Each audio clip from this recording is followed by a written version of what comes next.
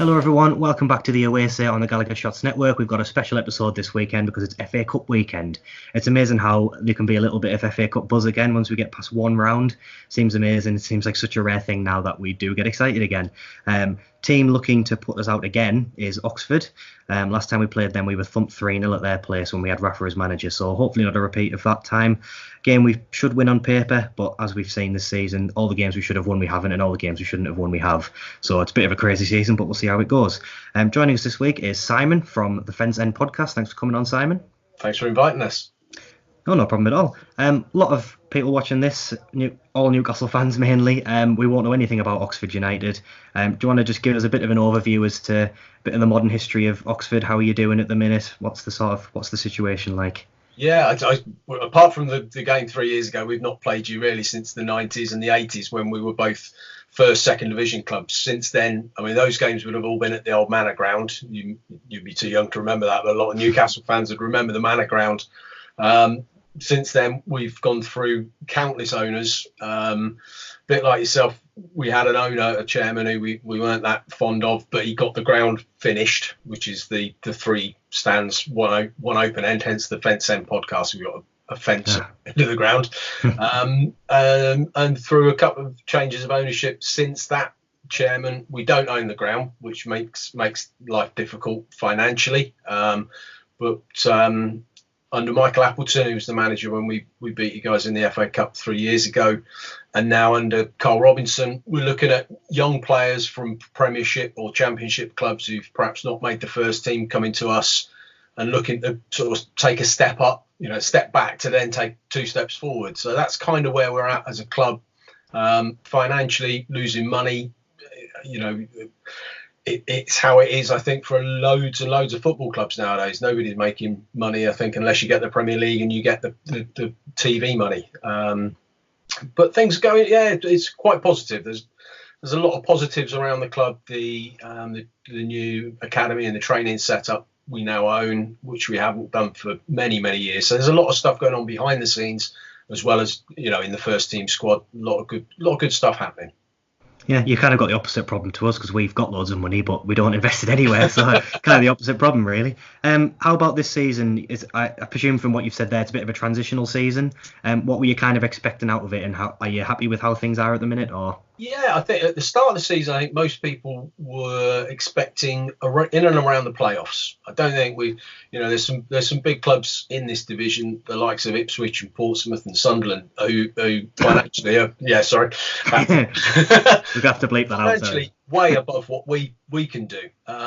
But I think down at this level, it's not just the money that does it. The Premier League, pretty much, you finish where you spend. That's, there's the odd outlier. But in general terms, at this level, it doesn't really work like that. You've got a team like Wycombe, who are one of the lowest financially acumen clubs who've been running away with the league. They've fallen away recently. But I think at the start of the season, we were hoping for in and around the playoffs, which is kind of where we are now. I think fifth in the table, 6 points off top. A lot of teams in and around us but everyone's taking points off everyone else. It's a very competitive league. But I think, if you'd have said, we'll be in the third, fourth round of the FA Cup, and we got through the quarterfinals of the League Cup, and we're in the playoffs going into the new year, I think every fan would have been happy, and we are pretty much happy with how we're doing. Yeah, it's hard to argue with that, I think. I was going to ask where you got to in the League Cup, but was it City you played? Yeah, I saw you knocked out Sunderland, which I took great pride in. And I saw that you've drawn with them 1-1 4 times in a row. Is that a style? Is that a style thing, or has it just been it's funny? Just one of those things. A similar thing happened with Accrington Stanley. We had this weird thing with Accrington where, when we were promoted into the Football League in the 60s, Accrington were the team that went out, and then when we got relegated from the Football League, they were the team to come back up. And it was kind of like this weird thing. And then we drew every game that we played against them. It was almost like this, we can't win, we can't lose. It's just this stasis with Accrington. And it's a bit like that with Sunderland at the moment. We've played them several times. It's been draws every game. I think they've been drawn loads of games this year. I don't think they've lost Yeah. many, but oh well, less said about them the better, I think. Right, last time out, you obviously put 3 past us. I've obviously completely wiped that game from memory because I don't remember it at all. From what you've said, I presume it's not the same group of players. Very different team to last time. Yeah, very different team. I had a quick look back today on the team sheet, and the goalkeeper's the same, Simon Eastwood. And one or two of the substitutes are still at the club, but other than that, it's pretty much everybody's gone. But from that team, there are players that have gone. Most of them have gone to a higher division. We've got John Lundstrom played, who's now doing really well at Sheffield United. He went from us to Sheffield. Who else? Curtis Nelson, who's gone to Cardiff. Chris Maguire, who's just down the road from you guys. Kemar Roof, who scored one of the goals, or possibly two. I remember he went to Leeds. He's now at Anderlecht, I think. So we had a young side, a pretty young side there, and they've all gone on to sort of bigger and better things. But really, there's not a great deal there in terms of players. Derek Verzakli, who's still the assistant manager now, was assistant manager then. Obviously, he was at Newcastle with Kevin Keegan back in that really entertaining side. So, it's a very different team. Yeah. So, if it is a different team, what do you think you need to do to try and what was it that got you that win last time, if you remember it, and how do you think you're going to try and emulate that? Because obviously you're coming to our place this time, it's going to be a bit different. Yeah, I mean we're playing. It's a different manager. It was Michael Appleton at the time, and we played some good stuff. We're trying to play good stuff again now. We're a team that will try and play football. Don't expect a big lump up front and we're just knocking balls in. We'll try and play. Depending on who plays. We've got Marcus Brown on loan from Middlesbrough. He was with us last season on loan, went to Middlesbrough, and hasn't really happened for him. He's come in, he's played the last couple of games and looked really sharp. One or two other loan players, Nathan Holland from West Ham, and we try and play the ball around, and it has worked. We've beaten West Ham in the League Cup, and we certainly didn't disgrace ourselves against Man City. We got the game back to 1-1 just after half time, and we certainly gave them a game. So we're a good footballing side. We try and knock it around and play possession stuff and get the ball wide and bit of pace. So hopefully it'll be a good game. Well, it sounds like a different threat to what we had against Rochdale, because in that game we struggled. They brought on just some 40-year-old bloke. I don't even know if he was a professional footballer. He's just someone's dad, I think, and he came on and terrorised us. So it sounds like you're not that sort of team, because you get that a lot. That's the stereotype of the lower league team, that you're just a bit of a pureless side where you just knock it long and knock it down. We've traditionally struggled to keep the ball in any of our games. Even under Rafa, we couldn't really keep possession. So, is there a chance that you maybe get a grip on the game if you're sort of a good footballing side? Possibly. I think these sort of games are the form goes out the window, really. I think and sort of going back to those games, West Ham, you could tell the team didn't take the game seriously. Man City this season did. They were hugely professional in the game. So I think it won't be necessarily how we play. It will be how Newcastle and the players take the game. If they're absolutely on it, then I think we'll struggle, because clearly that Premiership League One gap is quite large. But if you make changes and you've got players who are coming in who've perhaps not played much recently, who knows? If we get start well in the crowd, get on the players' backs, I follow a little bit of Premier League, and it's clear that the fans certainly aren't happy with Mike Ashley. There's you can see it's an understatement. The fans turn it quite quickly if it's not perhaps going your way. I don't know how. Yeah, I mean, we're just always on a knife edge. I mean, with Rafa, there was that element there that there was maybe a bit of a long-term plan, and Steve Bruce was apparently 11th on the list of people he wanted, and we don't make sense as a footballing side this year. We don't ever have the ball. We have one shot and score one in a game. Our last two results are the ultimate. They show how ridiculous we are. Basically didn't do anything against Chelsea and then scored the last minute winner, which you could argue was an undeserved win, but at the end of the day there's only one stat that matters, and it's the score. And then against Everton, where we were 2-0 down in the 94th minute, and then our centre-back scores a bicycle kick and then a ridiculous goal line scramble, and so we managed to get 4 points out of those two games. So we are a very weird team. We do have some good players. Almiron's finding his form. He looks more confident now. He's always had the physical attributes, but he looks confident now. We've got Natil Bentaleb, who we've just signed, who I think he'll chuck him straight in for the FA Cup, who's got Premier League experience. He's played in Europe. And so, hopefully he's the sort of player who can actually give us a grip on games. And then just throughout the squad, we've got really good defenders, amazing goalkeeper. It's just the main problem we've had this season is just keeping the ball. We've got poor Joe Linton, who I don't actually mind. He doesn't look great, but every game he's just basically stood up there on his own, not being able to do anything. So, yeah, I agree with you. It will be whether we turn up or not. We'll play a strong-ish team. It's kind of bit us a little bit this season because we had a game where we had 4 injuries in one game. He hasn't rotated his squad very well. But if you had to sort of put a score prediction on it, do you give yourselves a chance, or do you see us running away with it? No, I think it'll be give us close. a chance. Yeah, no, I give us a chance. Genuinely, it's like I say, the Man City, who I know this season haven't been quite as sort of all conquering as they have in the past. We got caught with a couple of breakaways that Sterling scored. But other than that, we gave them probably a better game than a lot of Premier League teams have given them. Mm-hmm. Admittedly, it wasn't a full strength squad, but the West Ham game this season, we played them off the park, and we did it playing decent football. So it'll be an interesting game. The score predictions. Impossible for this. I've got to ask for one. Yeah. But it's, the heart says we'll love to win it. The head probably says if we're not embarrassed and it's a close game, then that I think we'd settle for that. And for a lot of the fans, we're not expecting anything. It's a free hit. If we get beat, well, we're expected to get beat. And if we win, it's a real bonus. Yeah, I think most of our fans will be expecting to win, but there's always that niggling thought in the back of our minds where we're just not very good.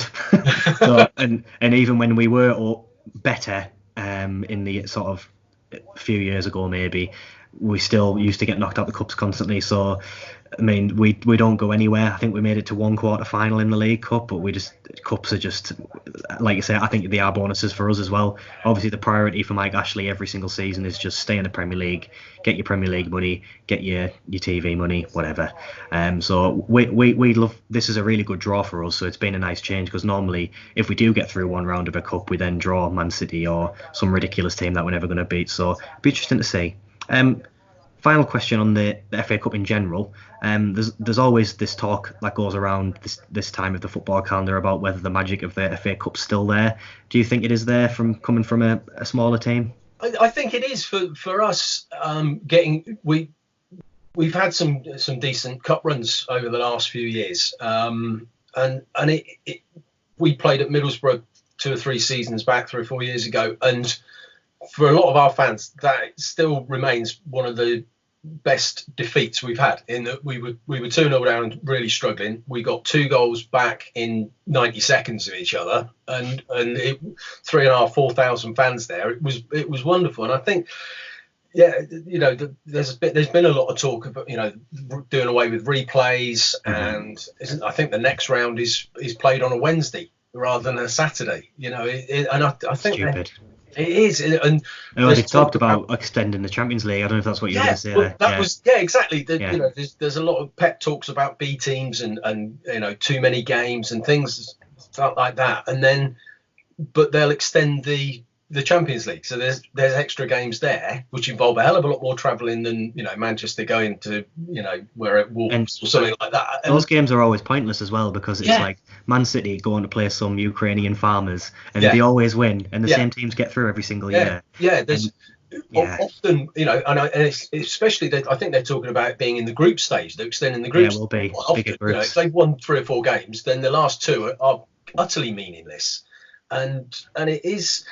It is odd but I think it's totally down to money. I remember reading something somewhere about when players, pundits were talking about Arsenal needing to win something. It was like, well, they get in the Champions League every year, but they need to win something. Mm-hmm. And the money they got from getting out of the group stages was the equivalent to them winning the FA Cup 7 years on the trot. So 1 year of getting out of the group stages of the Champions League is the same money as winning the FA Cup 7 times. So there's got to be a change, I think, around how important the FA Cup is to clubs. And if you make it the Champions League spot, or maybe a playoff, between the FA Cup winner and the fourth place team, to kind of give it something back. But certainly for fans of a team like Oxford, there's talk about making the lower league team always have the home draw. Well, we don't want that. We want to come to St James's Park. We want to have an away day in Newcastle or Old Trafford or Anfield and experience a huge club, a historic club, and a massive fan base, rather than it being at our place. Yeah, we might have more chance of winning it if it was at the Kassam, but that's not what you follow football for. You follow 100%. The away days for the memories of going somewhere like that with your mates and enjoying a great day out. That's what the FA Cup is. The best sporting stories are always the underdog stories, aren't they? Yeah. And you can't have underdog stories if the top 6 teams in the country are all on the same level as each other. So I completely agree with you. Last thing is it worrying then? We saw what happened with Bury last season, to see all this money just going up and up and up, and then the smaller teams have maybe been forgotten. I mean, we're seeing it even. There's obviously recent history with it with teams like Leeds, where they get shot, and then Derby, who are badly run, and they just it looks like they're going to go to pot. Is it worrying seeing this year on year? Yeah, I think as a club, we know what our budget is, and you kind of look at how much we'd need to, if we got into the Championship, I think our budget for this season is like a quarter of the lowest budget currently in the Championship, and that's the lowest budget. There's clubs in the Championship gambling their futures on getting into the Premier League. You see what's happening. Derby and Sheffield Wednesday and all sorts of, like you say, Leeds. Well, I think Villa as well. That was basically their last chance, wasn't it? To get up, and they might bankrupt the club. You get there. And if you don't, well, yeah, you could end up, doing like Pompey did. Pompey were a cup winner and in the Premier League, and then it all went wrong. And it can so easily go wrong if you're not sensibly run and sustainably run. As football fans, we want the glory, we want the wins, but you also want your club to be around in 10, 15, 20 years time. And like you say, teams like Bury, that's not happening for them because of how easy it was for owners to come in that didn't have the best interests of the club at heart. And that's not just the owners, it's the fault of the FA and the Football League and the authorities allowing that to happen. And it's got to be... Well, there needs to be change. There's got to be massive. And just on another point as well, I'm from County Durham, and I follow Spennymoor Town a little bit because I used to work in Spennymoor. And I learned there's just stupid rules where you can't physically get promoted if your stadium isn't good enough for the next division. So you could be the best team in the league, blitz everyone out the water, and then the FA say, no, you can't be promoted because you don't have 200... you're short by 200 seats. Yeah. And it's things like that where you go, well, that's just completely ridiculous. If the best team should go all the way to the top. Yeah. But unfortunately, that's just not the way it's going, is it? No, it's not the game it was 20 or 30 years ago. There's some good improvements, but there's an awful lot of sporting negatives. You won't see the likes of Wimbledon coming up through the leagues again. And it's weird. Leicester winning the Premier League a few years back was shouldn't ridiculous. Be a thing to happen, but it is because of how football at the very top has just gone away from everything else. You've got that top half dozen teams who are head and shoulders above the rest of the Premier League, and they're all and those teams are trying to catch up, but you're not spending 10 or 15 million quid on a player now. It's 80 or 90 million quid. And I think one of the other problems as well is you've got teams like Man United who were used to constant success for so long. They don't get it for a few years, and they have to throw even more money just to try and retain where they are. And you can't all win at the same time. And I think that's one of the other problems as well. Someone's got to win. Someone's got to get beat. There's a Pierre Van Hooijdonk, I think it was, once said, he said, if every football club was managed by a cat, he said, somebody would still win and somebody would still lose. He said, but that wouldn't mean that the cat that was managing the winning team was any good. Yeah. Somebody's got to win and someone's got to lose. So that's how it is. That's football. Yeah. I think that's a good way to end it, actually. Someone's got to win, someone's got to lose. Absolutely. You're hoping for the underdog story. I'm hoping we don't embarrass ourselves. I think that's probably the best way to leave it. But thanks very much for coming on. It's been a good chat with you. Are you travelling up to the game? We are, yeah, we're going up. Traveling as a couple of guys have rented 9-seater minibuses, so we did the same thing for Carlisle. We had a big away game against Carlisle a few years ago from getting promotion. So we're going up Saturday morning, staying over Saturday night, and coming back Sunday. Probably a little bit weary. Well, whatever the game, whatever the result is, we shall have a few beers. Yeah, definitely a long trip, but hopefully you enjoy yourselves anyway. I wish you all the best for the game. Thanks for coming on. No problem. Cheers. See you later.